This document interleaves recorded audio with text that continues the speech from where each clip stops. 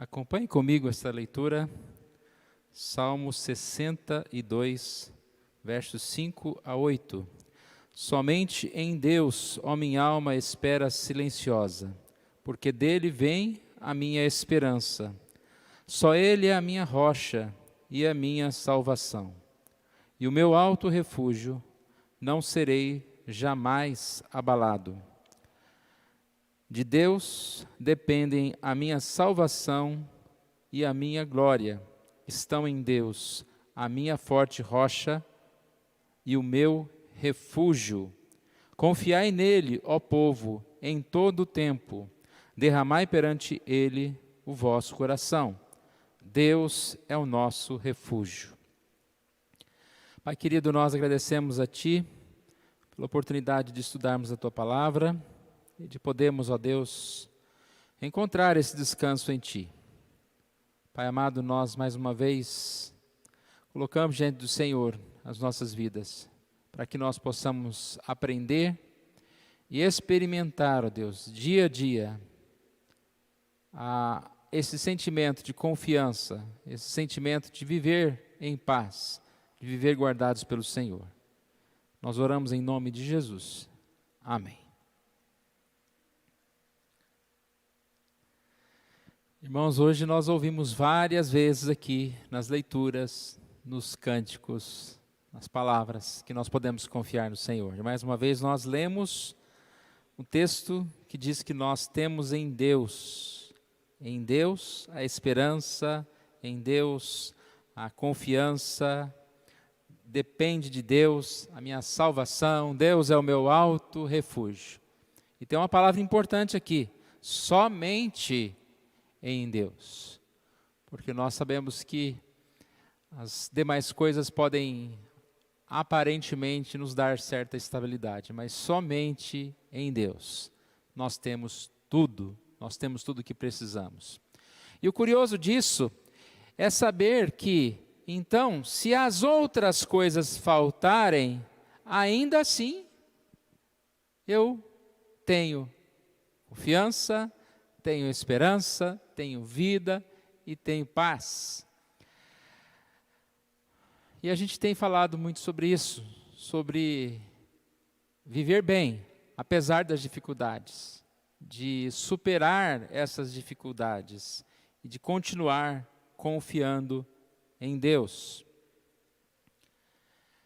Seria muito bom se, como cristãos, nós não tivéssemos mais problemas, mas nós sabemos que os problemas existem.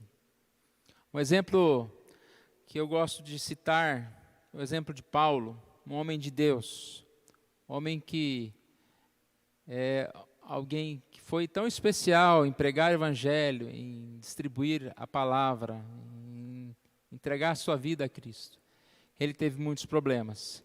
E um desses, ele descreve lá em 2 Coríntios 12, de 7 a 10, como um espinho na carne, algo que Deus colocou como algo que ele pudesse manter-se humilde. Lá diz que é para que ele não se ensoberbecesse com a grandeza das revelações. E ele pediu para que Deus tirasse por 3 vezes. Mas a palavra de Deus para ele é: a minha graça te basta. E Paulo fica feliz por saber que aquele problema que ele enfrentava não era para o seu mal, mas para que ele pudesse permanecer nos caminhos de Deus. E aí ele diz: quando eu sou fraco, então é que sou forte. Quando eu sou fraco, então é que sou forte. A frase que está aqui, ainda que, é uma frase que aparece várias vezes na Bíblia. Cerca de 176 vezes. Claro que ela aparece não no mesmo sentido, mas em muitos momentos ela aparece nesse sentido de que, mesmo tudo estando em problema, ainda que esteja tudo desabando, eu me alegrarei, eu me fortalecerei. É uma conjunção subordinativa concessiva. Tive que pesquisar para relembrar os estudos lá, né? E o que significa essa conjunção? Significa que é uma oração em que se admite um fato contrário à ação principal, mas incapaz de impedi-la. Então tem um fato muito negativo aqui, que vai te atrapalhar para a sua ação, mas não é capaz de impedir essa ação. E eu separei várias dessas passagens. Eu vou falar algumas delas, então gostaria que você tivesse a sua Bíblia aberta, para que a gente pudesse ler. Claro que a mais conhecida é ainda que a figueira não floresça, ainda que os campos não produzam, eu me alegrarei no Senhor. Mas eu não vou falar essa hoje. Então vamos lá, irmãos. Jó 35. Ainda que dizes que não o vês. Quantas vezes nós estamos desta forma? Eu não vejo saída para o meu problema. Eu não vejo nem Deus diante do meu problema. E essa passagem, ela diz que ainda que dizes que não vês, a tua causa está diante dele. Uma passagem que é muito importante para nós. Em momentos em que nós não encontramos certas respostas, e nós queremos respostas, nós queremos ver o fim do problema, mas a única coisa que Deus diz para nós é: espera. E por que nós podemos esperar confiantes? Porque a tua causa está diante dele. Tanto que o texto termina dizendo: por isso, espera nele. Ainda que a gente não encontre a solução, isso não significa que ela não existe. Sempre existe uma solução. Muitas vezes nós não sabemos qual é. Algumas vezes nós descobrimos rapidamente, outras nós demoramos para encontrar. Mas não saber a solução não significa que estamos derrotados. Paul David Tripp fala sobre esse tema, dizendo que muitas vezes a gente tem fé no saber. Você tem um problema, mas você vai confiar quando você, de certa forma, souber a solução, ou você tiver uma resposta, mesmo que seja espera, mas que você tenha uma resposta de solução. Olha o que ele diz: somos tentados a pensar que podemos encontrar sentido simplesmente explicando tudo. Se eu pelo menos conseguisse entender isso ou aquilo, me sentiria seguro. Seu descanso não é para ser achado em resolver sua vida, mas em confiar naquele que já resolveu tudo para seu bem e para a sua glória. Então ele diz que muitas vezes nós somos tentados a confiar só mediante uma explicação. E a gente, mas por que aconteceu isso? Por que estou passando por isso? É o porquê que vem. E aqui diz: confie sem saber. Nunca entenderemos tudo. Sempre enfrentaremos mistérios. E como existem mistérios? Eu não sei, mas eu confiarei. Eu confiarei. O texto de Jó 35, 13 e 14 diz que só gritos vazios Deus não ouvirá, nem atentará para eles o Todo-Poderoso. Ou seja, o que são esses gritos vazios? O desespero, a irritação, essa busca tão desenfreada. Deus quer o nosso silêncio, Deus quer a nossa confiança. E Deus diz: eu estou no comando. Paz interior, continua dizendo Paul David Tripp, é encontrada quando depositamos nossa confiança naquele que sabe todas as coisas e que governa tudo. governa tudo o que há para a sua glória e para o nosso bem. Então não é no saber, mas é no confiar naquele que sabe todas as coisas. Eu não sei, mas eu estou confiado naquele que sabe. Mais uma vez a gente pode dar a ilustração de uma criança, quando está com seu pai.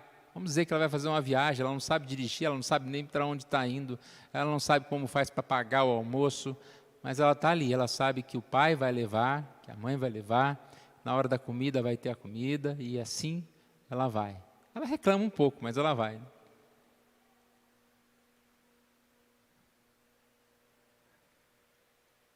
Então, trouxe a canetinha aí. Primeiro, ainda que dizes que não o vês. Segundo, Salmo 23, 4. Ainda que eu ande pelo vale da sombra da morte.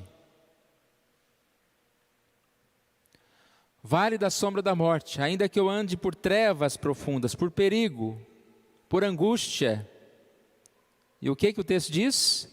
Eu não temerei mal nenhum, porque tu estás comigo. O Salmo 23, como começa o Salmo 23? O Senhor é o meu pastor, e nada me faltará. Ainda que eu ande pelo vale da sombra da morte, ainda que eu ande em uma situação de extremo perigo, eu não temerei.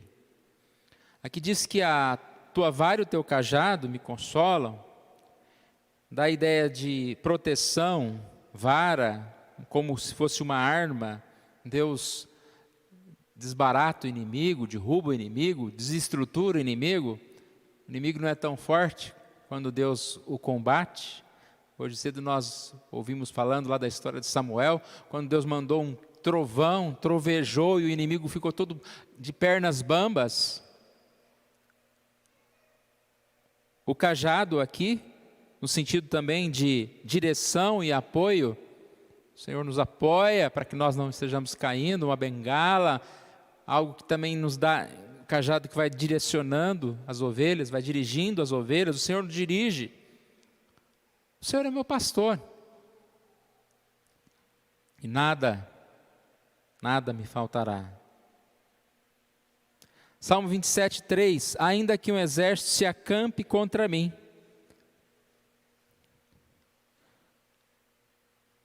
É uma palavra parecida com a anterior. Quando você fala de um exército se acampe contra mim. Algo difícil de se imaginar. Você imagina um exército contra um homem só? Que condição que tem esse homem de alcançar alguma coisa?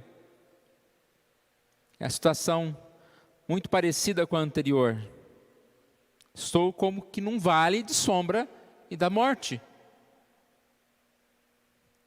Como ter confiança em paz?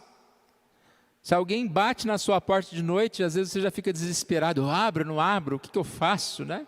Quem está aí? E como a gente abre porta essa época, não é como a gente está abrindo porta. Está entregando alguma coisa, né? É uma entrega.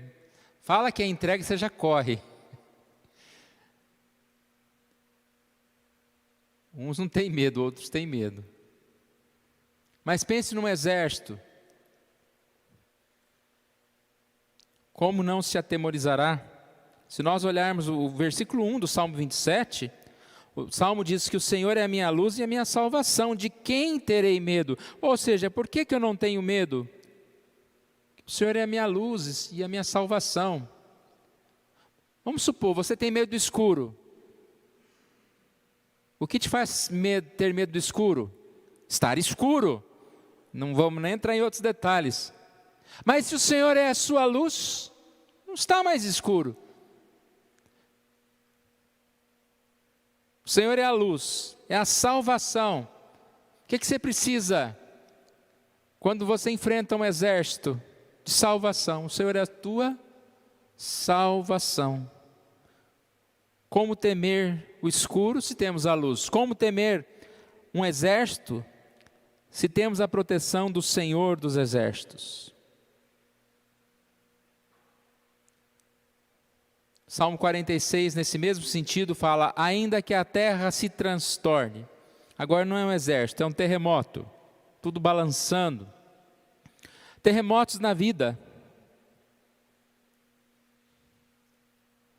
Não sei qual terremoto que já atingiu ou está atingindo.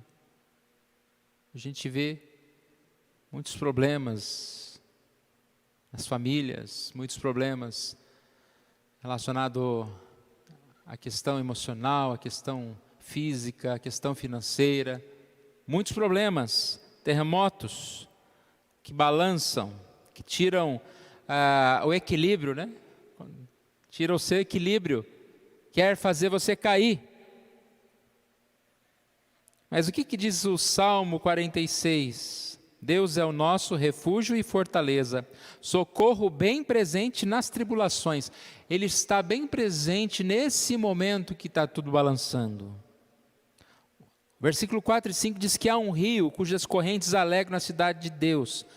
A metáfora rio é presença de Deus, doadora de vida. Aqui não é um rio de afogar, é um rio de águas calmas, é um rio de vida. Jesus, tu és meu rio de vida, que corre do trono, que vem para me dar essa vida. Deus está no meio dela, jamais será abalada, Deus a ajudará desde antemanhã. Ou seja, jamais será abalada. Ainda que a terra se transtorne, jamais será abalada. Martinho Lutero gostava muito desse salmo, disse que era o salmo preferido dele. Ele não está aqui para comprovar nem para desmentir, né? Falam isso. Mas provavelmente é, porque o hino Castelo Forte foi escrito baseado no Salmo 46. Castelo forte é o nosso Deus, espada e bom escudo. O Salmo 46 é muito lindo. Olha o que diz o versículo 10 e 11. Aquietai-vos, sabei que eu sou Deus. Nós somos filhos de Deus. Deus cuida de nós. Gritos vazios, Deus não ouvirá. Ainda que dizes que não vês, a tua causa está diante dele. Por isso espera nele. Espera como? Aquietai-vos, espere no Senhor. Espere no Senhor. O Senhor dos exércitos está conosco. O Deus de Jacó é o nosso refúgio. Se tem um exército, tem o Senhor dos exércitos. Ele é o Senhor dos exércitos. Salmo 73, 26 em diante. Ainda que a minha carne e o meu coração desfaleçam. Interessante aqui, é mais uma ideia de estrutura física e mental. A minha carne, fisicamente, o coração, a mente, desfaleçam, ainda que eu perca a minha saúde mental, física. O texto diz que Deus é a fortaleza do meu coração. Traz emoção, coloca no lugar. Deus é a minha herança para sempre. Ele que dá a saúde, dá a vida. A saúde de Deus,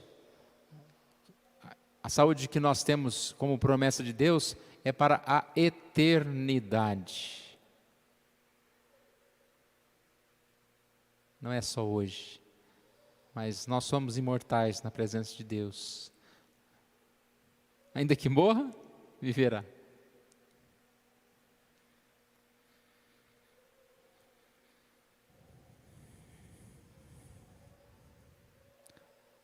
No Senhor eu ponho o meu refúgio para proclamar todos os seus feitos.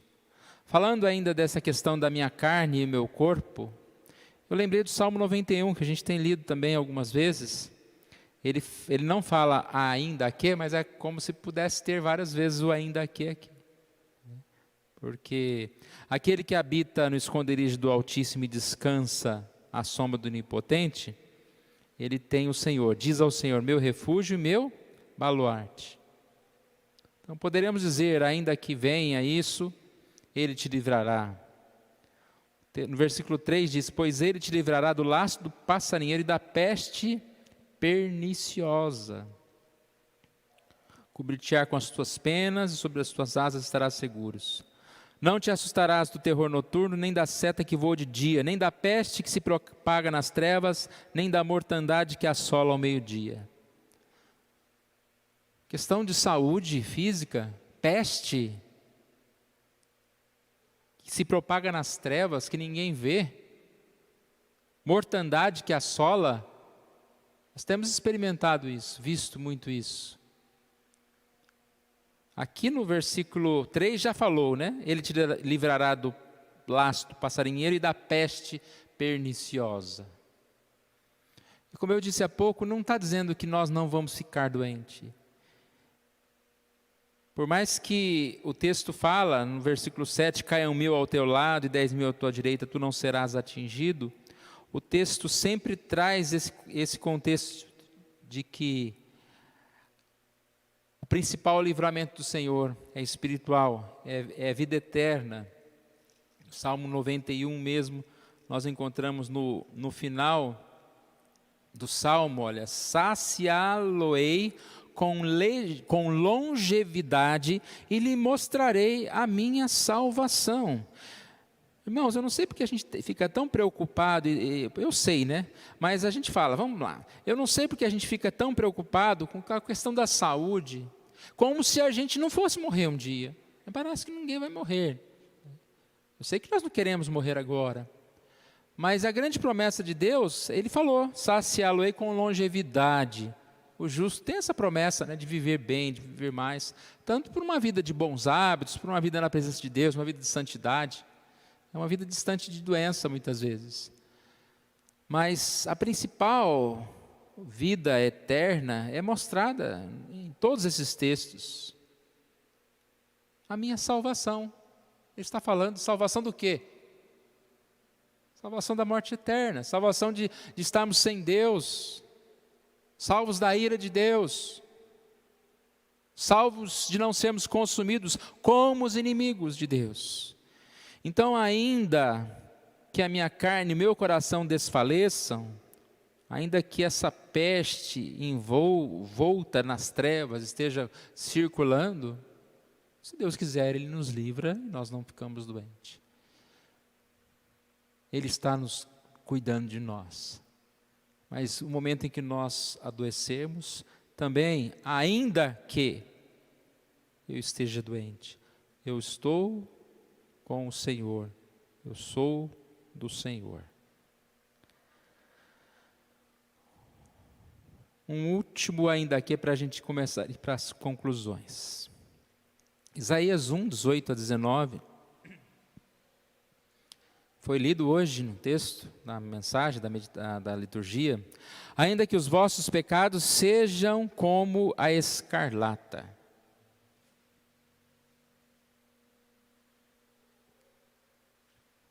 o que vai acontecer? Eles se tornarão brancos como a neve. É uma promessa de perdão, uma promessa de vida nova. Tudo que foi dito aqui até agora é muito importante. Mas esse último, eu creio que tem uma ordem tão especial.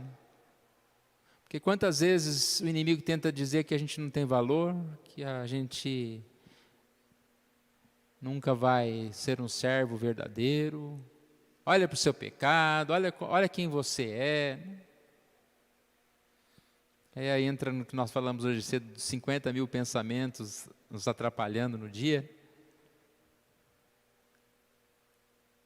Só que o texto, a promessa de Deus é, ainda que os vossos pecados sejam como a escarlata, sejam sujos, sejamos vermelhos, sejamos pretos, sejamos o que for, o pecado, por mais que ele venha a sujar a nossa vida,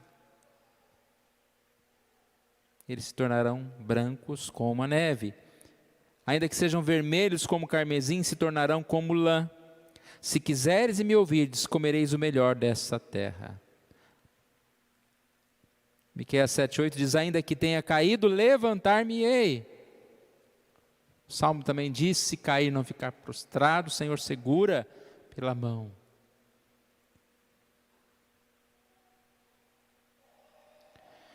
Ainda que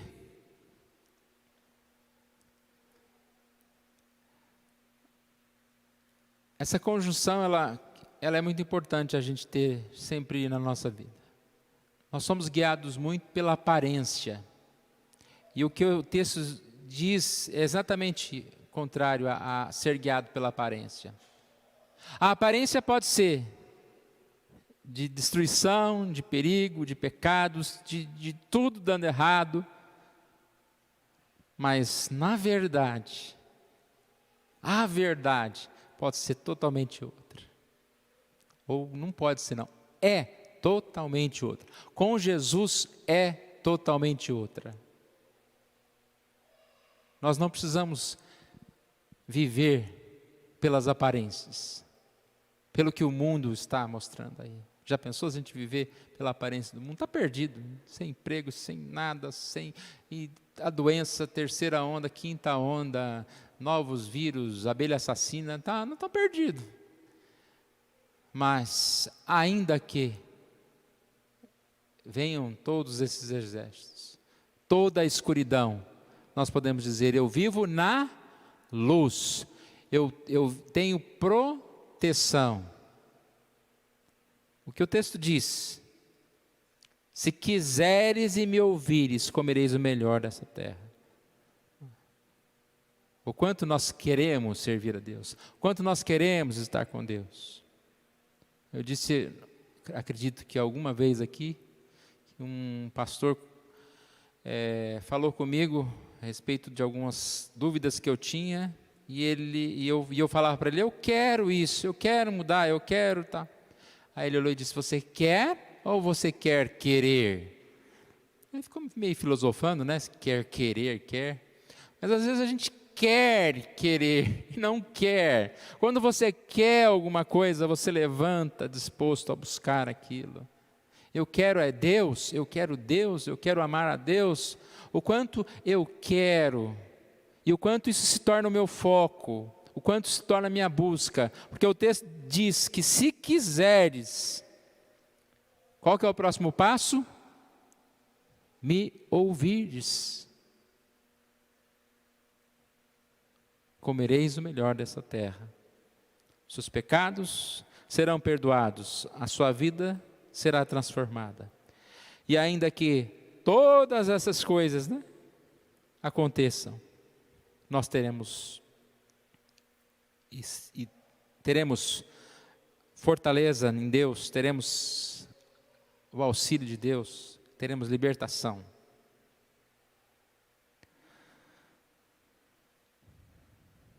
Concluindo, irmãos, Salmo 62 que nós lemos, somente em Deus, ó minha alma, espera, dele vem a minha salvação. Que nós possamos crer somente em Deus. Hoje foi cantado aqui um cântico, que fala, Deus, somente Deus. Ele é a minha rocha, meu alto refúgio, e não serei muito abalado. Parece que a linguagem aqui está um pouco diferente. Salmo 62, verso 2, aqui diz... Não está certo, não serei muito abalado. Tem umas versões que falam, não serei abalado.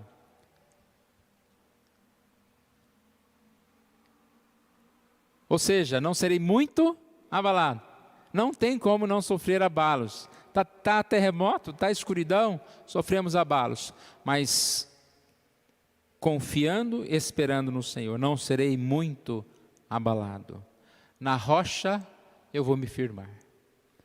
Deus nos abençoe, irmãos, nós possamos viver nesse tempo que ainda se estende com incertezas, com novidades toda semana, no meio de problemas reais.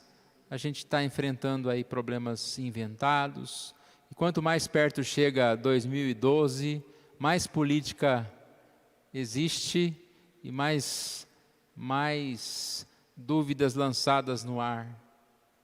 A gente deixa essas discussões políticas para os políticos.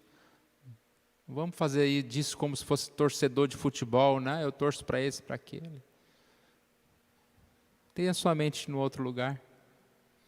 Você não vai poder mudar, você não vai poder resolver os problemas lá do governo, a não ser que você trabalhasse lá, que você fosse um deputado. Então deixe essas questões para lá. E pegue-se a Deus. Ele é a sua luz. Ele é a nossa luz. E como a gente pode viver feliz, né, irmãos? Graças a Deus. Que vocês possam, dia a dia, experimentar essa alegria de temer, de viver na presença de Deus. É um tempo que, principalmente no ano passado, né, foi muito difícil emocionalmente e até fisicamente para todos nós. Mas não teve uma pessoa que não ficou abalada emocionalmente, sem saber o que estava acontecendo. Mas que a gente possa, dia a dia, vencer isso. E até se você começar a tossir em casa, não se desesperar mais por isso, né? Pegar uma virose. Existe virose ainda, viu, gente? Existe virose, febre existe, sem ser de Covid. Então que a gente possa até, um dia estar com febre lá, mas não se desespere. Só não venha na igreja, né? Recomendações, isolamento, tal. Mas não se desespere. Como é bom poder confiar no Senhor. Ainda que, 1000 pontinhos. Preencha a frase, ainda que. Só não vai falar ainda que meu marido, né, me atrapalhe, não. Por favor, essa parte não. Ainda que problemas existam.